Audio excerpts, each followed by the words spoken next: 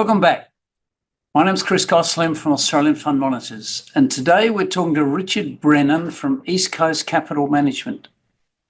East Coast follow a trend-following futures strategy, investing across currencies, commodities, and futures. Richard, welcome. Hello, Chris. How are you? I'm very well. How are you? Very good, thanks. And thanks for having me on. Richard, your fund's got over a 5-year track record with performance over that time of 16% per annum. Tell us what's behind that. So, Chris, we are a systematic, diversified trend-following fund that invests in over 70 markets globally. We've had a terrific journey to date since inception in January 2020, and we've had a very good result in terms of compound annual growth rate and low drawdowns over that period. So over that period since inception, Chris, we refer to this ratio called the MAR ratio, which trend followers tend to use, which looks at the relationship between the compound annual growth rate and the drawdown. And since inception, we've had a very high MAR ratio of around about 2.6, which means that compound annual growth rate is about 2.6 times the size of our drawdown over that period. And when we look relatively across other trend-following firms, we've had a particularly good result since inception with our risk-adjusted return metrics. That's the long term, Richard. Let's take shorter term and your state of trend report for the last 3 months. It's quite a volatile period across asset classes. So one of the major drivers of volatility was the shifting interest rate expectations. Central banks, particularly the US Federal Reserve, adjusted their outlook on rate cuts, and this impacted equities and bond yields. But trend following strategies which identify and follow price trends across markets, they did benefit in some instances in the strength in certain commodities and currency trends, which helped offset weaker performance elsewhere amongst our portfolio. Richard, just looking at the last 3 months, what trends in particular have you been following and what's the fund been invested in?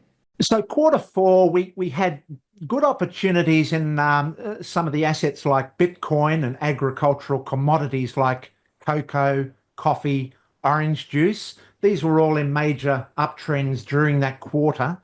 But probably the biggest trend for us over the quarter was the US dollar strength. So the US dollar appreciated against some major currencies like the Aussie dollar, the euro, and the Japanese yen over this period. And this US dollar, which was supported by stronger relative US economic data compared to these other jurisdictions, a slowing in interest rate cuts, and growth-focused policy expectations under the new Trump administration. Also, the reserve currency status shone through last quarter with the ongoing geopolitical events in the Middle East and the Ukraine. So the trend-following systems that we deploy are designed to adjust dynamically to pivot to these altering market conditions, and they responded well in this regard over the quarter. Richard, trend following obviously adapts to what's happening in markets at a particular time, but it's not without its risks. Tell us about some of those.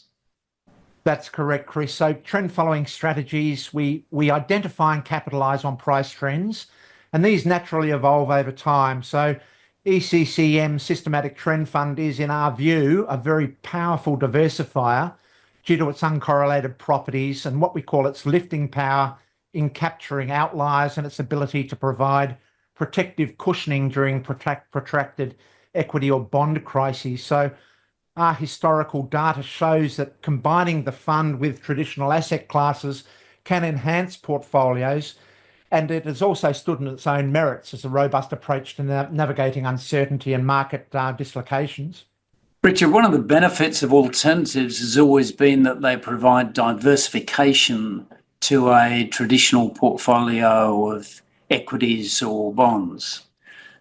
Tell us how an investor should look at incorporating your trend following fund into their investment portfolio. So historically, Chris, trend following has shown low correlation with equities and bonds, and this means it can complement traditional portfolios by reducing overall portfolio volatility. So, for example, since January 2020, our inception, we've delivered a cumulative return of 108%, and that materially outperforms traditional asset mixes such as the ASX 200 Total Return Index, which over the same period delivered about 46.8% over that period. So it's about enhancing portfolio resilience through including trend into a traditional portfolio rather than chasing performance. So in our State of Trend report, we've done detailed Markowitz analyses of historical portfolio results when combining trend following with traditional portfolios, and it shows that it improves the overall risk-adjusted return metrics.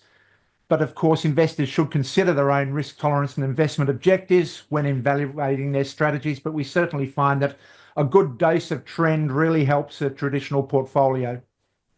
Richard, going forward, what do you see on the horizon at the current time? So, Chris, these markets, they're constantly evolving. We're seeing this live at the moment as investors are assessing the rapid change in news flows out of the US on the US tariffs.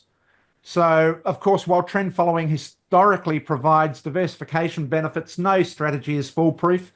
But we believe investors should focus on building resilient portfolios with a long-term view. Thank you, Richard. Let's leave it there for now.